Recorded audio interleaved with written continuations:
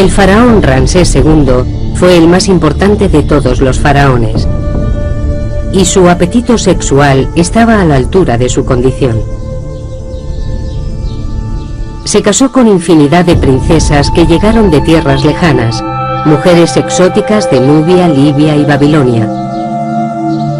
Se casó también con su hermana y 3 de sus propias hijas.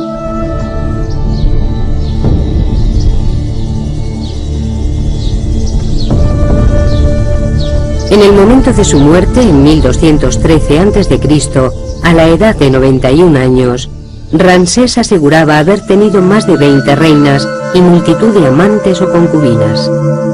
En los textos antiguos se recoge que fue padre de más de 100 hijos.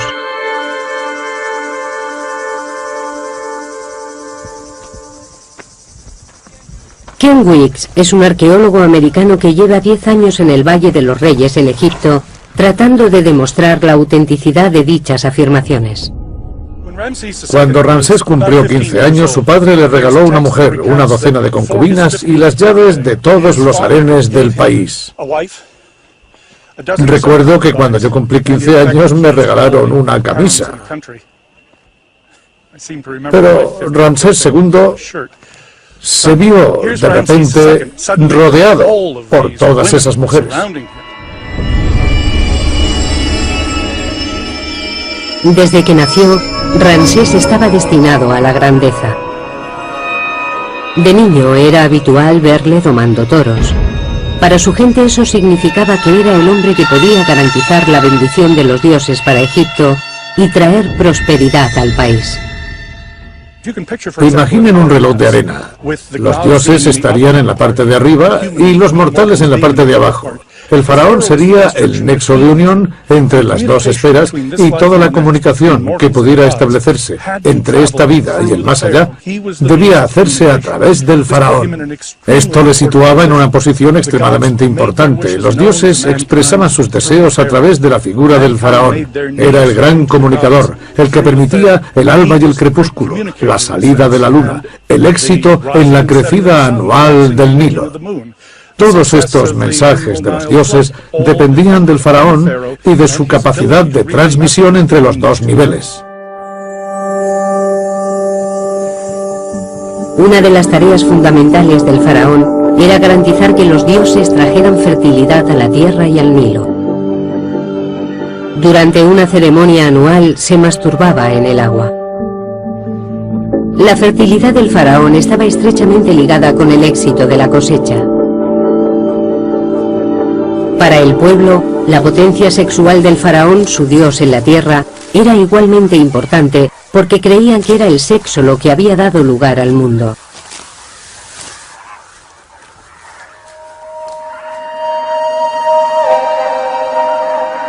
El primer poder del universo, el ser supremo Atum, surgió de la noche de los tiempos. Se masturbó y se convirtió en el dios Sol, Ra. Su semen dio nacimiento a los primeros seres divinos, Su, el dios de la luz y el aire, y su hermana Tefnut, la diosa de la humedad. Su vagina creó el rocío de la mañana. Su amor incestuoso creó a Nut, el cielo, y Geb, la tierra.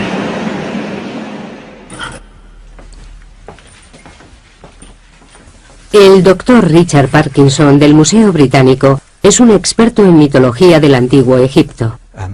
La actividad sexual era muy importante en los mitos egipcios. En muchos se puede ver una imagen del cosmos en la que la diosa del cielo, Net, está sobre su marido Geb, dios de la tierra. Normalmente él está acostado en el suelo, pero aquí se puede ver cómo se aproxima a ella. Su unión da a luz a la siguiente generación de dioses y es el inicio de toda la historia de Egipto tras el nacimiento del cosmos.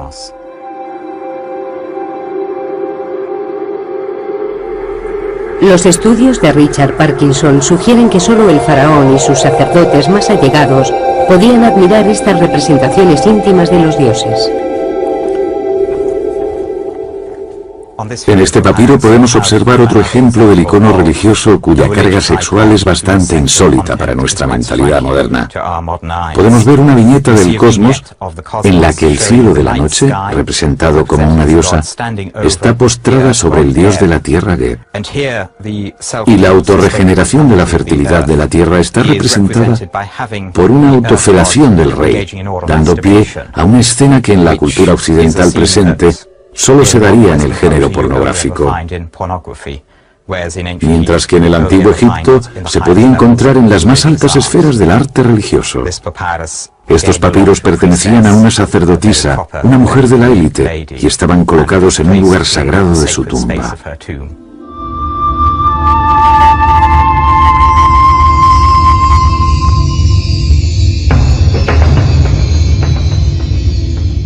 La mujer de más alta categoría en Egipto fue el primer amor de Ramsés, la gran reina Nefertari.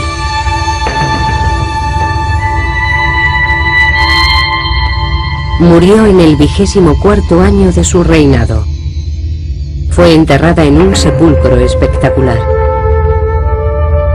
Los muros perfectamente conservados nos muestran cómo la pareja real concebía su relación. La tumba está consagrada a la diosa del amor carnal, Hathor, la equivalente de la diosa griega Afrodita.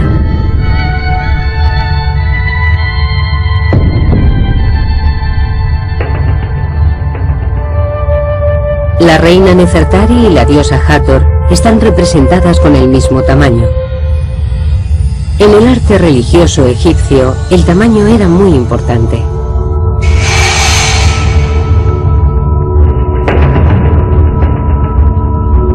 Ramsés creía que él y su reina estaban al mismo nivel de los dioses.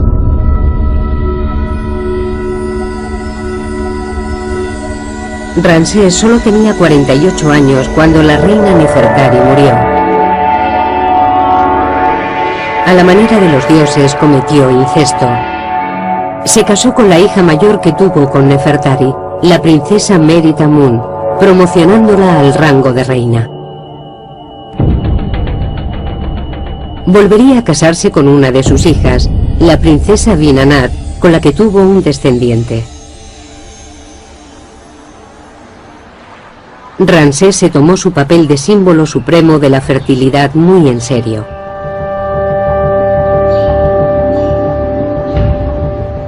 Ken Weeks ha recorrido Egipto para probar las hazañas de Ramsés. En al menos 10 templos a lo largo de Egipto grabó las paredes con escenas de procesiones formadas por sus hijos. En una están representados nada menos que 29 junto con procesiones de sus hijas en orden de nacimiento. Y en cada caso una leyenda que detallaba su nombre y sus títulos. Ningún faraón dio tanta importancia a sus hijos como lo hizo Ramsés.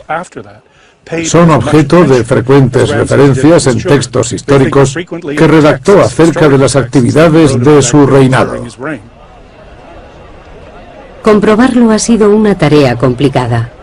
La tumba de Ramsés en el Valle de los Reyes fue destruida por una inundación.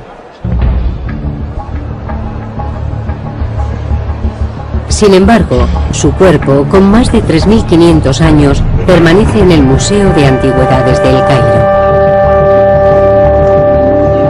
Cada día cientos de personas visitan la momia del hombre que vivió como un dios, rodeado por sus hijos, sus mujeres, sus amantes y sus esclavas.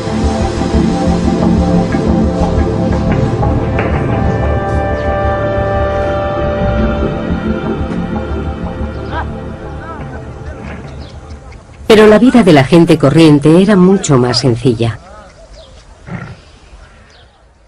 El faraón siempre ha tenido un papel fundamental en la sociedad egipcia. Muchas mujeres, multitud de hijos, todo el conjunto era algo inherente al faraón. Pero, desde luego, los cortesanos y la gente humilde se comportaban y vivían de manera mucho más sencilla.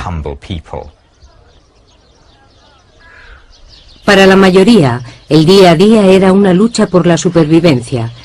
Cómo veían el sexo y el matrimonio siempre ha sido un misterio, pero ahora podemos estudiar pruebas que habían estado ocultas.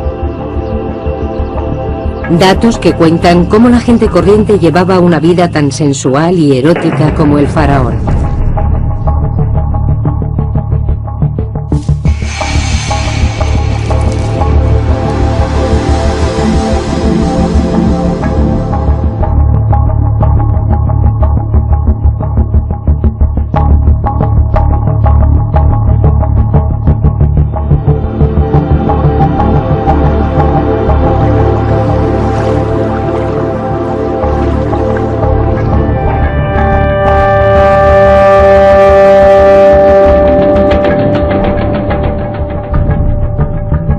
Los reyes y reinas del antiguo Egipto vivían como dioses en un mundo en el que para ellos la potencia sexual era un deber religioso.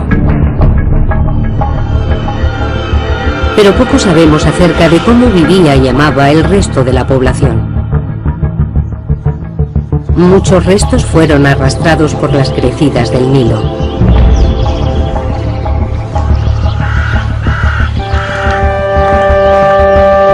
Durante 7000 años, toda la vida en Egipto se limitó a las orillas del río Nilo, en esta franja de frondosa vegetación. Más allá se encuentra el infinito desierto africano.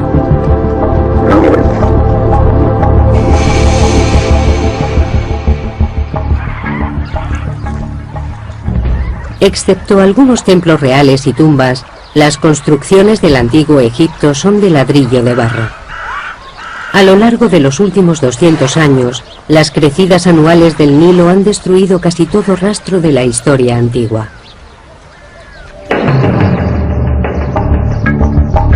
Por ello, el pequeño pueblo de Deir el Medina es un tesoro incomparable.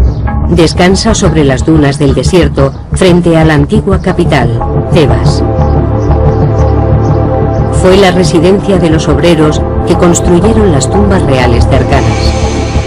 La profesora Lynn Meskel de la Universidad de Columbia lleva 10 años estudiando la vida en Deir el Medina. Sus resultados acaban de ser publicados. Deir el Medina es especial porque no ha sido destruido por los constantes movimientos del Nilo y las inundaciones periódicas. A lo largo de los siglos, el Nilo ha cambiado de posición y ha destruido muchos pueblos de agricultores, asentamientos y probablemente ciudades que podrían verse a través de la espesura de la vegetación del Nilo. El cementerio de Deir el Medina acoge la tumba de los habitantes más poderosos del pueblo. La tumba del arquitecto Ka y de su mujer Merit es una revelación. Su contenido sugiere que al menos las clases medias aspiraban a llevar un estilo de vida parecido al del faraón. Ka y Merit están ahora en el Museo Egipcio de Turín, en Italia. En la parte superior del sarcófago hay guirnaldas de hojas que se han conservado tan bien que todavía podemos ver de qué flores se trataba.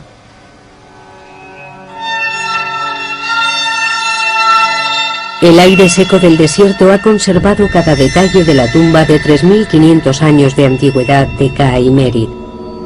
Es evidente que la clase media de Deir el Medina dedicaba gran parte de sus ingresos a su aspecto.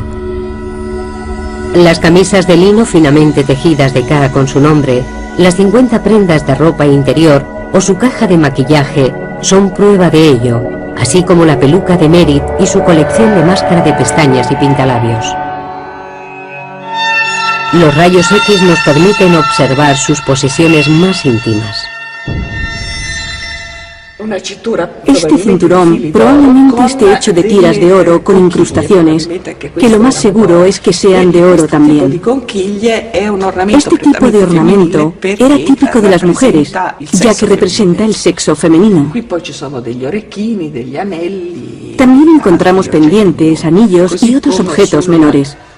Y en el pecho de Ka vemos este escarabajo. Es el famoso escarabajo corazón que probablemente lleve una inscripción.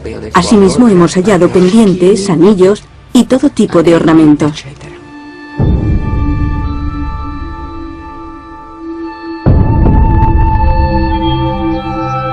Tanto hombres como mujeres llevaban gran cantidad de ornamentos como joyas, pendientes, brazaletes, anillos.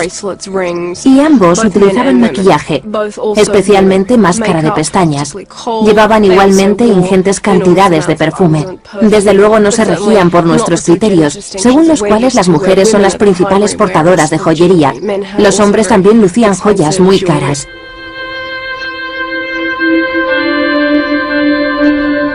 Este deseo de llevar una vida sensual se hace patente en la tumba de un capataz llamado Ipei. En las paredes hay representaciones de un lujoso banquete. Conceptos como sexualidad y belleza, todo ello nos permite formarnos una imagen muy sensual, con flores y perfumes, que nos dan una idea de cómo sería este banquete. Habría música, vino, probablemente infusiones de vino y flores de loto, todo tipo de sustancias estupefacientes, y con todo resultaría una experiencia muy sensitiva.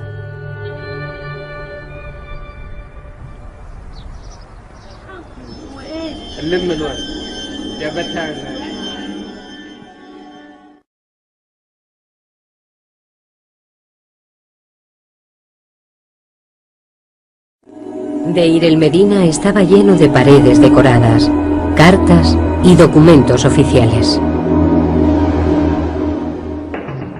Hemos encontrado documentos censales que nos dicen cuánta gente estaba registrada como habitante de esta casa.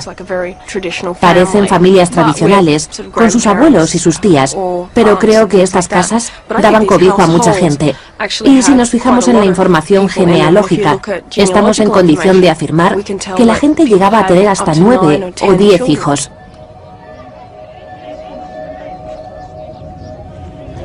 Se parece mucho a la vida de los actuales habitantes de Egipto. Los animales y los seres humanos comparten espacios comunes. El tejado es el centro vital. La gente pasaba mucho tiempo en el tejado. Dormían allí, ya que es un lugar muy fresco, sobre todo durante el verano, y se desarrollaban otras actividades, como la cría de animales. Eso es algo que se da todavía en nuestros días. También tendían la ropa. Utilizaban cualquier espacio libre disponible.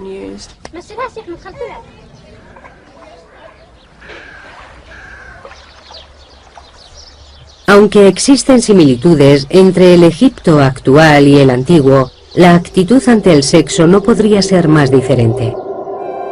Cuando el francés Bernard Bruyère realizó las primeras excavaciones en Deir el Medina en 1900, encontró en todas las casas demostraciones públicas de imaginería erótica.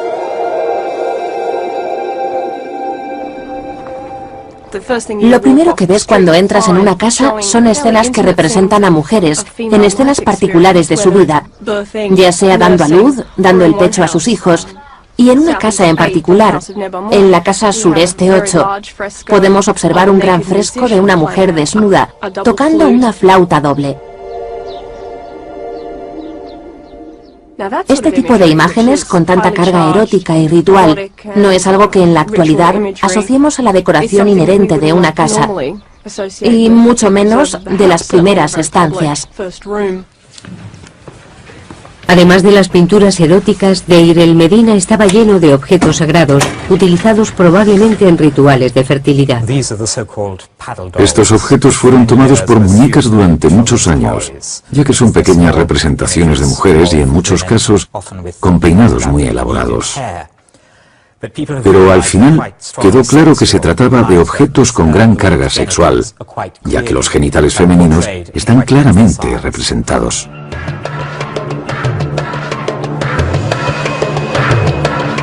Un escriba de Deir el Medina elaboró un documento muy explícito como divertimento o por encargo. El papiro erótico de Deir el Medina empieza con escenas normales de animales hasta que repentinamente cambia de tono. Algunos expertos han sugerido que estamos ante un tratado sexual o una alegoría religiosa. Otros apuestan porque se trate de un papiro satírico. Asumen que el hombre, al ser calvo, es un sacerdote, y la mujer, al comportarse de esta manera, deja claro que es una prostituta, por lo que se trataría de una sátira social.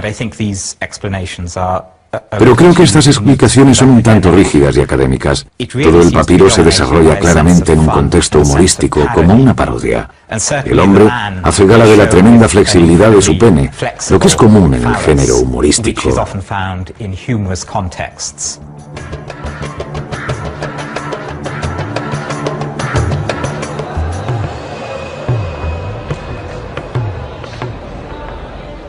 Estos hallazgos con 1000 años de antigüedad han sido muy estudiados. Cuando se descubrieron, nadie pensó en exponer tal imaginería sexual públicamente. Hubiera sido ofensivo y simplemente escondieron estos objetos. La época victoriana, a finales del siglo XIX, vio nacer la egiptología. Los expertos de aquel entonces tendían a centrarse en las vidas de los faraones y no prestaban atención a las clases bajas de la sociedad del antiguo Egipto. Actualmente estamos muy interesados en lo que pudiera pensar y sentir el hombre de la calle. ¿Qué hacían en su tiempo libre los escribas y los hombres que pintaron estas paredes? Estamos mucho más centrados en conseguir una visión de conjunto de la cultura egipcia. Mucho más que la encorsetada definición victoriana de la historia, según la cual esta no sería más que un recuento de batallas y una sucesión de reyes.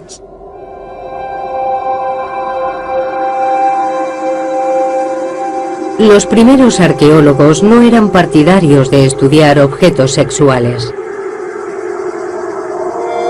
Cerca del Valle de los Reyes, en Deir el-Bahari, los obreros de Deir el-Medina erigieron un enorme templo mortuorio para la reina Hatshepsut.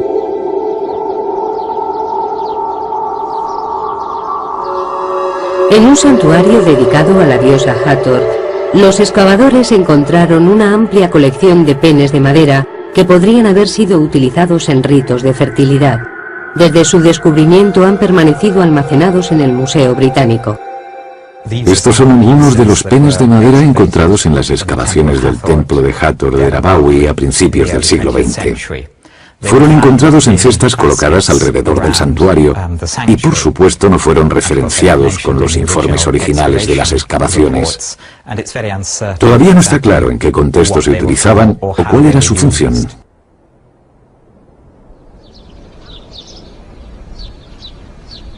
Encima del templo hay cuevas que los obreros de Deir el-Medina utilizaban para resguardarse del sol de mediodía. En una de ellas encontramos una pintura del antiguo Egipto. El profesor Mohamed el-Baili, director de antigüedades del Valle de los Reyes, mantiene esta cueva cerrada al público. Esta es una pequeña gruta o cueva donde se pueden observar dibujos representando escenas de contenido sexual. Los obreros que trabajaban en el templo se protegían del sol en estas cuevas durante los descansos y durante estos ratos libres se divertían. Imaginaban y dibujaban en las paredes de las grutas lo que les gustaría estar haciendo en ese momento y lo compartían con sus compañeros mientras descansaban en la pequeña cueva. Este hombre tiene mucha prisa por hacer el amor en esta postura.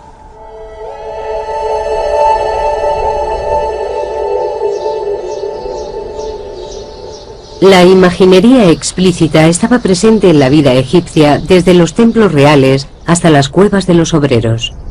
Pero hasta ahora nadie ha averiguado el motivo.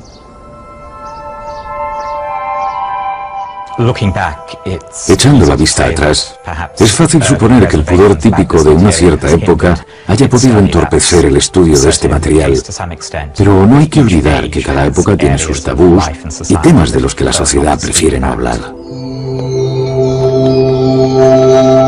Los documentos encontrados en Deir el-Medina están empezando a dar una idea más clara de por qué los antiguos egipcios estaban tan obsesionados con el sexo. Te dejaré admirar mi belleza, cubierta por una túnica del mejor lino, empapada de aceite de canela.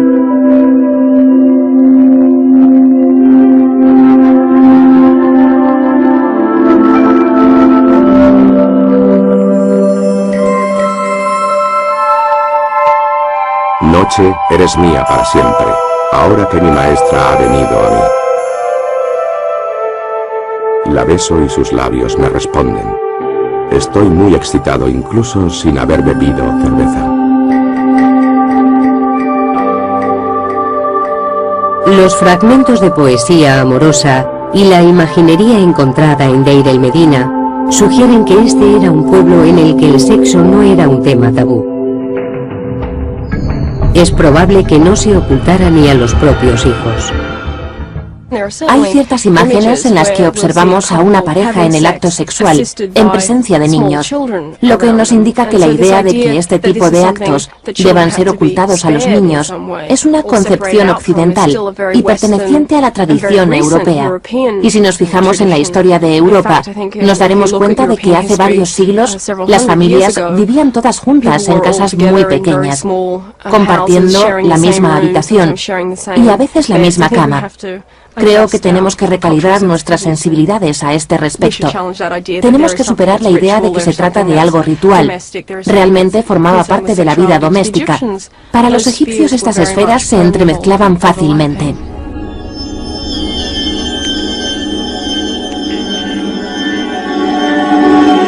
Cuanto más se examinan los hallazgos de Deir el Medina, más evidente se hace que Egipto era un lugar en el que la depravación sexual no estaba criminalizada.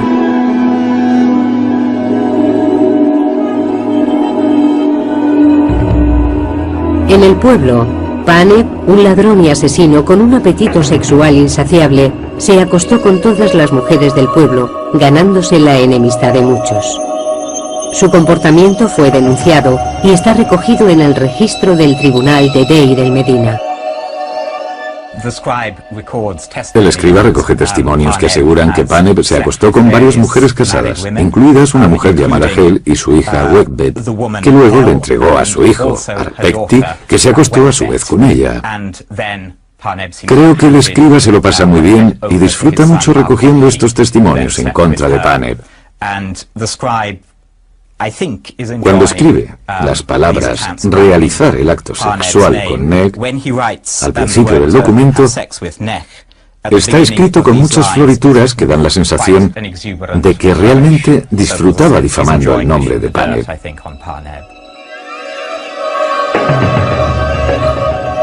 Pero su conducta solo fue objeto de registro, pero no de castigo. En la actualidad, este tipo de acto sería considerado un crimen, pero no en el antiguo Egipto. Se trata de algo repudiable y vergonzoso, pero demostraban una actitud muy práctica al respecto.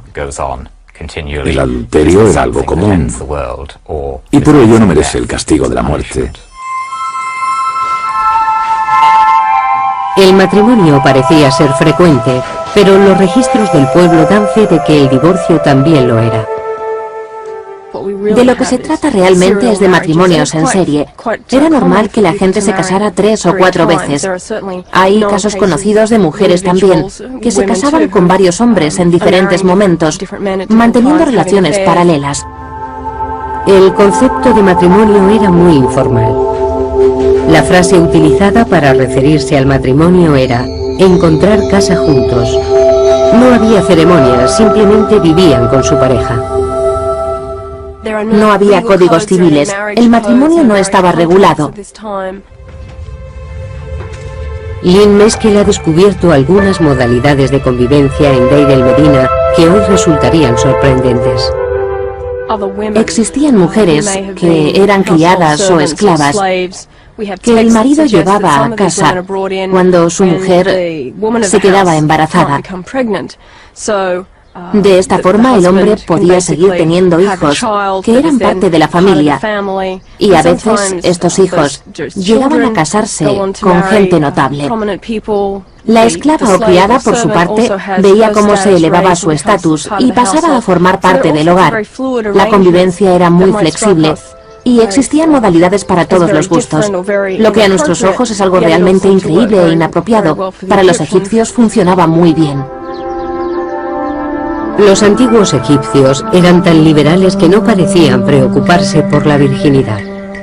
En muchas sociedades posteriores, La virginidad constituía un requisito esencial que debía ser respetado hasta el matrimonio. En el antiguo Egipto no existía tal creencia.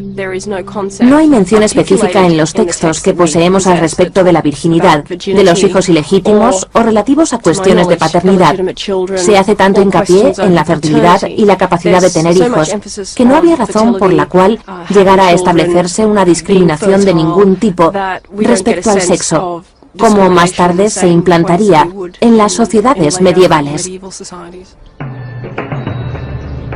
Hasta dónde llegaba este énfasis de la fertilidad es algo que todavía no está muy claro. Algunos expertos han sugerido que existía una actitud en la que se aceptaba cierto nivel de promiscuidad. En el hermético mundo de la corte del faraón se llegaba a pensar que incluso los dioses mantenían relaciones homosexuales. Los textos literarios conservan mucha información acerca de la sexualidad y la manera en que se contemplaba en la vida cotidiana. Es posible que la primera frase de coqueteo de la humanidad apareciera en un papiro, uno en el que un dios trata de seducir a otro.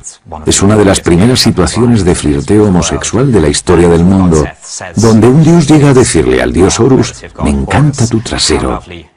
Nefwi, Wiki.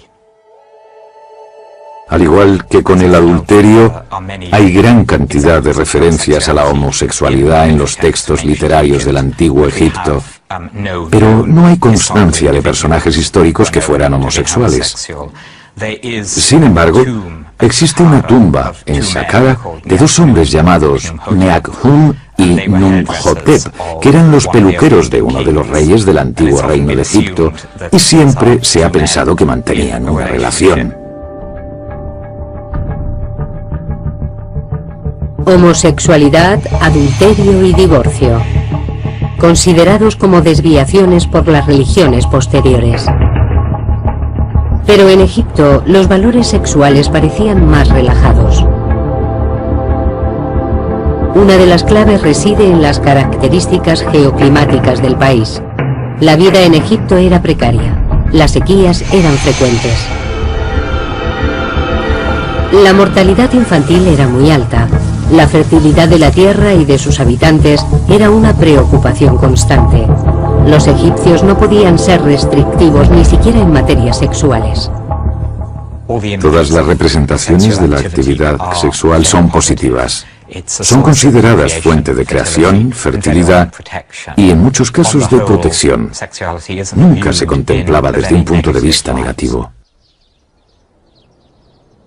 Con las evidencias rescatadas del asentamiento, la utilización de la imaginería tanto en los hogares como en las tumbas, y los relatos mitológicos de afirmar que la sexualidad era una parte esencial del día a día, y que no se limitaba a una esfera de intimidad e incluso clandestinidad como ocurre ahora. A pesar de que sería un error contemplar esta sociedad como una utopía sexual, habría que enfatizar el hecho de que se trata de una cultura de hace varios miles de años. Para los antiguos egipcios, el sexo era tan propio de la condición humana que tampoco merecía grandes discusiones. No existían psicoanalistas que conjeturaran al respecto de las fantasías sexuales y acerca de su significado. Era simplemente un aspecto más del día a día.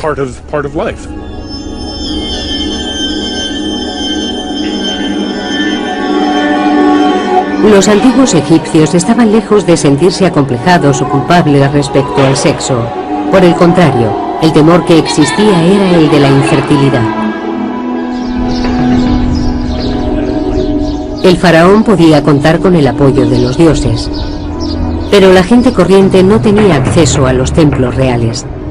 Tenían que conformarse con recurrir a dioses menores y a la magia.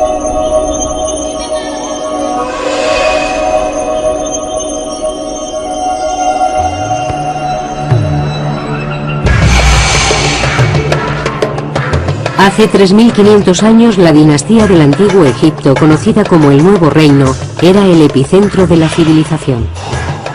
A pesar de que ciudadanos corrientes como el arquitecto Ka y su mujer Merit mantuvieran una actitud relajada respecto a las relaciones sexuales, existían ciertos temores como ser estéril o que hubiera complicaciones durante el parto. Todo el proceso requería la protección de la magia.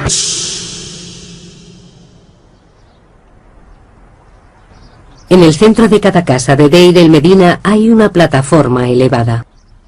Durante mucho tiempo se consideró que dichas estructuras fueran camas.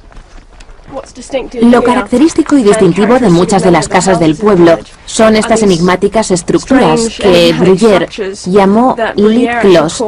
Son camas cerradas y durante mucho tiempo se pensó que eran el equivalente de la cama francesa. Pero si nos fijamos en su tamaño, nos damos cuenta de que sería un poco angustioso dormir en ellas.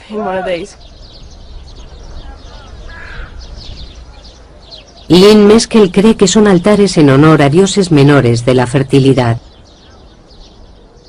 Se trata probablemente de una estructura de culto, pintada con imágenes del dios Bes. El dios Bes tenía una apariencia grotesca. Es posible que fuera representado ahuyentando a los demonios. Se puede apreciar, sobre todo en cómo saca la lengua, una actitud particularmente agresiva. Esto es lo más cercano al folclore que hemos descubierto en el antiguo Egipto. Bes se usaba para espantar a los demonios que se escondían tras el manto visible del mundo. Cada enfermedad, muerte, sequía, hambruna o revés del destino se achacaba a la obra de un demonio, espíritu malvado o incluso al fantasma de algún pariente desdichado. Una mujer como Merit podría contratar los servicios del chamán para que efectuara un ritual en honor de Bes. Es probable que recurrieran a dioses locales, a peregrinaciones y a cierto tipo de libaciones domésticas como la ofrenda de comida, abluciones y ese tipo de cosas.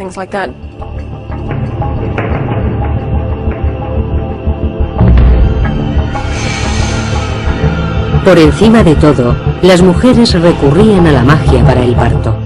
El parto era uno de los momentos más peligrosos en la vida de una mujer. Nos consta que la tasa de mortalidad infantil era muy alta, con lo que existía una demanda muy alta de rituales y amuletos de protección de todo tipo.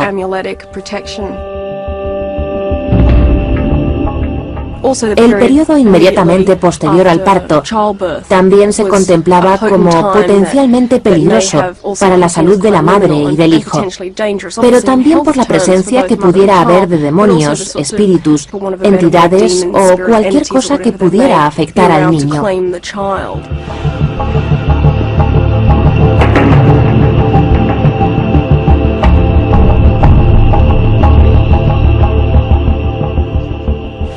Muchos artilugios sagrados de la cultura egipcia han llegado en muy buen estado hasta nuestros días, tales como estas varas de marfil, utilizadas por los magos y sanadores durante los rituales de protección de los niños y mujeres, lo que se hacía antes, durante y después del parto. Existían muchos demonios que los magos invocaban para obtener protección. El reverso porta una inscripción que describía el proceso del ritual de protección para el recién nacido.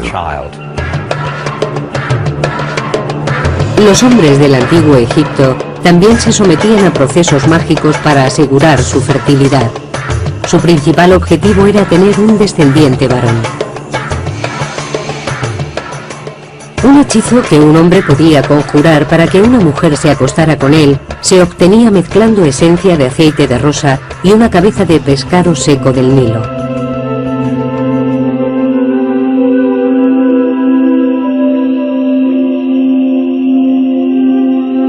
Escritos encontrados en Deir el-Medina también proporcionan instrucciones de cómo llevar a cabo el acto sexual para potenciar su efectividad.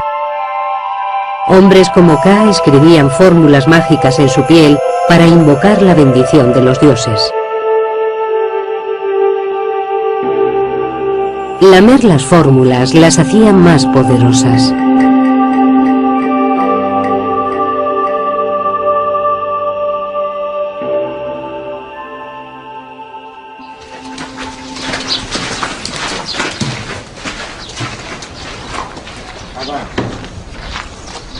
La preocupación por la fertilidad de los egipcios no se detenía con la muerte.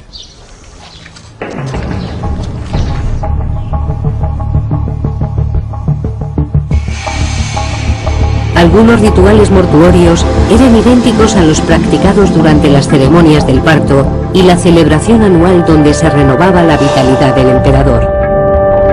Las jóvenes núbiles ejecutaban las mismas danzas eróticas en los funerales para ayudar a los muertos a renacer en el más allá. La vida antes y después de la muerte corresponde a un proceso natural. Y la actividad sexual era algo que los egipcios esperaban que continuara en el otro mundo. Existen muchas referencias en textos funerarios de gente disfrutando del sexo en el más allá. Los muertos renacidos eran representados a menudo en la flor de su potencia sexual. En las tumbas se colocaban amuletos de fertilidad como estas figuras de mujeres desnudas. Esta preocupación por la fertilidad estaba presente en todos los ámbitos de la civilización egipcia. Las clases más bajas recurrían a su propia magia, pero tomando como ejemplo al faraón. Y el gran faraón Ramsés II nunca los decepcionó. Muchas pinturas nos cuentan que fue padre de más de 100 niños. Sabemos poco sobre la familia de los faraones. En muchos casos no conocemos ni el nombre de sus mujeres. Nos encontramos con muchos problemas a la hora de establecer relaciones genealógicas. No sabemos dónde están enterrados los hijos e hijas de los reyes. Ramsés II es una excepción. Se esforzó mucho porque sus hijos tuvieran un puesto de honor en las crónicas, al menos los hijos de sus mujeres más notorias. Los niños eran jóvenes que podrían haber optado a suceder a su padre, y en su caso al menos tuvieron funerales de estado, aquí, en el Valle de los Reyes. Pero nadie ha encontrado las tumbas de ninguno de los hijos. ¿Decía Ramsés la verdad? En 1983, Ken Weeks decidió hacer excavaciones en una pequeña tumba que se conocía simplemente como KV5.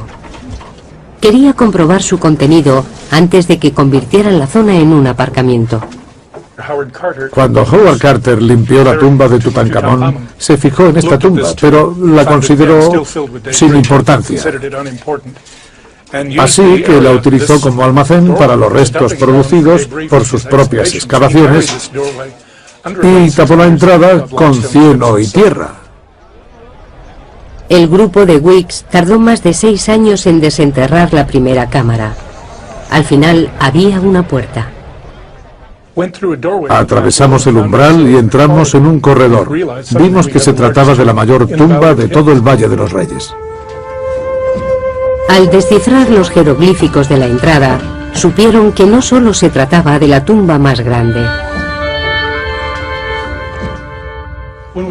Lo primero que vimos al pasar el umbral fueron una serie de escenas grabadas en la pared. Aquí tenemos un par de manos sujetando incienso. Son las manos de Ramsés II. Detrás de él aparece la cabeza de un joven. Las columnas que hay encima de los jeroglíficos nos indican que se trata del hijo mayor del rey, Amun-Her-Kepesef. Están escritos sus nombres y sus títulos. De repente nos dimos cuenta de que habíamos descubierto la tumba de un hijo de Ramsés, uno de los faraones más importantes del reino de Egipto.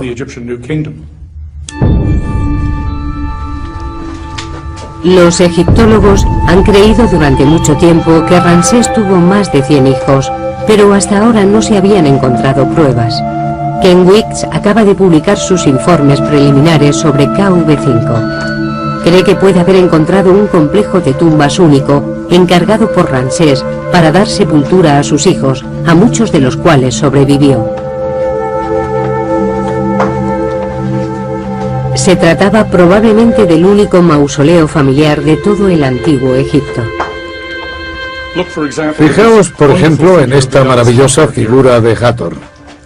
Precioso rostro.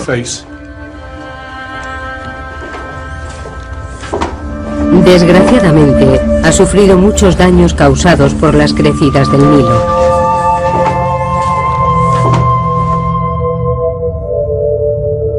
En cualquier caso, es evidente que albergan más de 150 tumbas.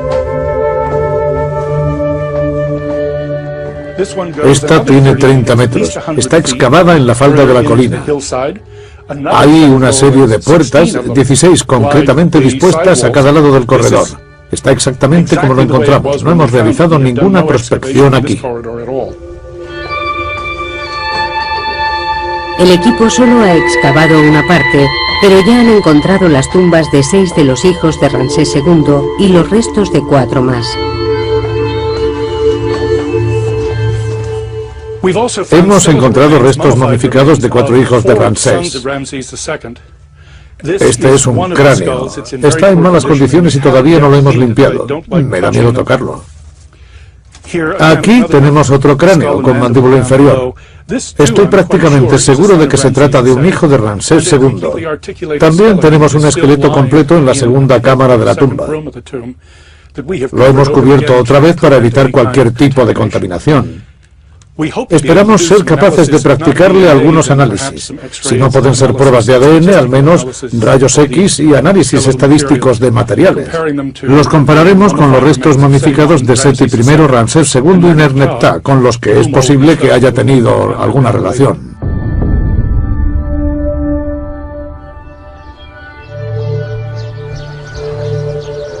Las 150 tumbas de KV5 sugieren que Ramsés tuvo tantos hijos como afirmaba. Eran un mensaje para las generaciones posteriores. El faraón, su tierra y su gente eran muy fértiles.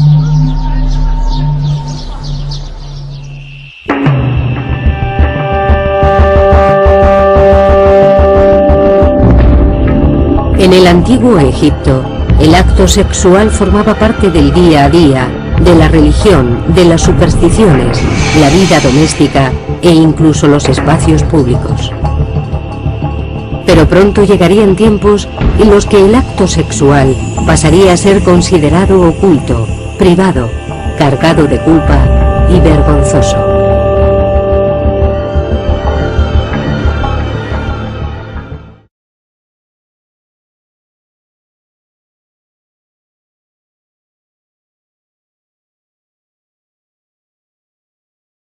De la tierra está representada por una autofelación del rey, dando pie a una escena que en la cultura occidental presente solo se daría en el género pornográfico,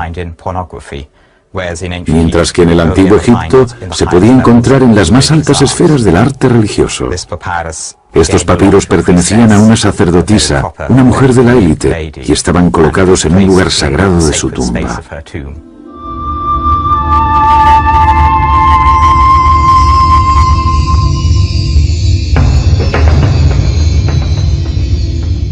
La mujer de más alta categoría en Egipto fue el primer amor de Ramsés, la gran reina Nefertari.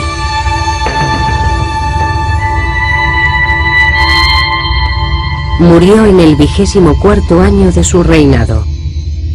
Fue enterrada en un sepulcro espectacular.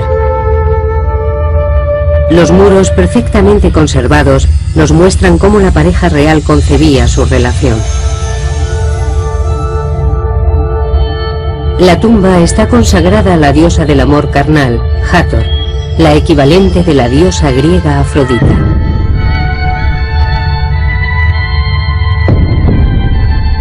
Creó a Nut, el cielo, y Geb, la tierra.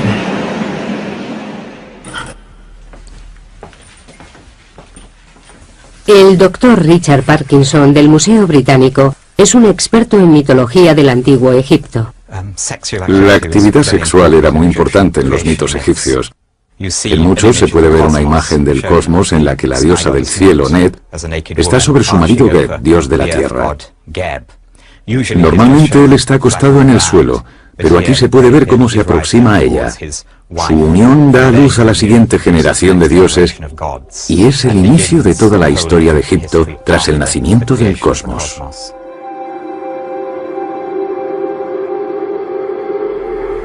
Los estudios de Richard Parkinson sugieren que solo el faraón y sus sacerdotes más allegados podían admirar estas representaciones íntimas de los dioses. En este papiro podemos observar otro ejemplo del icono religioso cuya carga sexual es bastante insólita para nuestra mentalidad moderna. Podemos ver una viñeta del cosmos en la que el cielo de la noche, representado como una diosa, está postrada sobre el dios de la tierra Geb. Y la autorregeneración de la fertilidad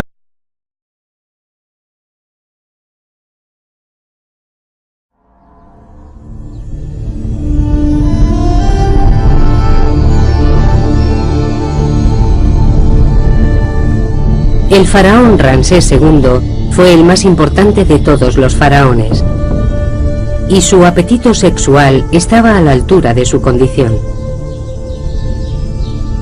Se casó con infinidad de princesas que llegaron de tierras lejanas, mujeres exóticas de Nubia, Libia y Babilonia. Se casó también con su hermana y 3 de sus propias hijas.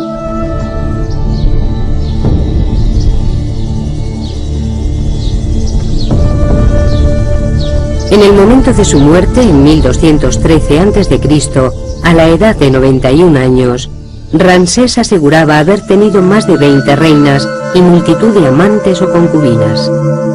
En los textos antiguos se recoge que fue padre de más de 100 hijos.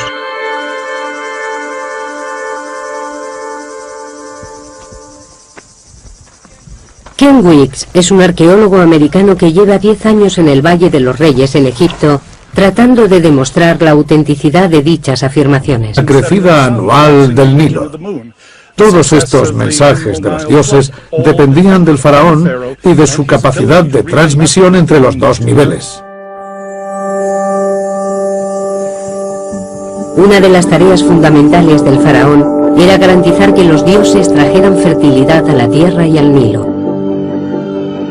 Durante una ceremonia anual se masturbaba en el agua. La fertilidad del faraón estaba estrechamente ligada con el éxito de la cosecha.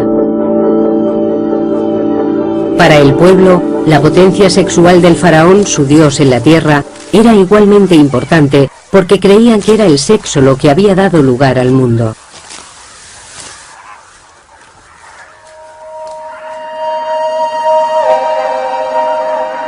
El primer poder del universo, el ser supremo Atum, surgió de la noche de los tiempos. Se masturbó y se convirtió en el dios Sol, Ra. Su semen dio nacimiento a los primeros seres divinos, Su, el dios de la luz y el aire, y su hermana Tefnut, la diosa de la humedad. Su vagina creó el rocío de la mañana. Su amor incestuoso. Cuando Ramsés cumplió 15 años, su padre le regaló una mujer, una docena de concubinas y las llaves de todos los harenes del país. Recuerdo que cuando yo cumplí 15 años me regalaron una camisa. Pero Ramsés II se vio de repente rodeado por todas esas mujeres. Desde que nació, Ramsés estaba destinado a la grandeza. De niño era habitual verle domando toros. Para su gente eso significaba que era el hombre que podía garantizar la bendición de los dioses para Egipto y traer prosperidad al país. Imaginen un reloj de arena. Los dioses estarían en la parte de arriba y los mortales en la parte de abajo. El faraón sería el nexo de unión entre las dos esferas y toda la comunicación que pudiera establecerse entre esta vida y el más allá debía hacerse a través del faraón. Esto le situaba en una posición extremadamente importante. Los dioses expresaban sus deseos a través de la figura del faraón. Era el gran comunicador, el que permitía el alba y el crepúsculo, la salida de la luna, el éxito en la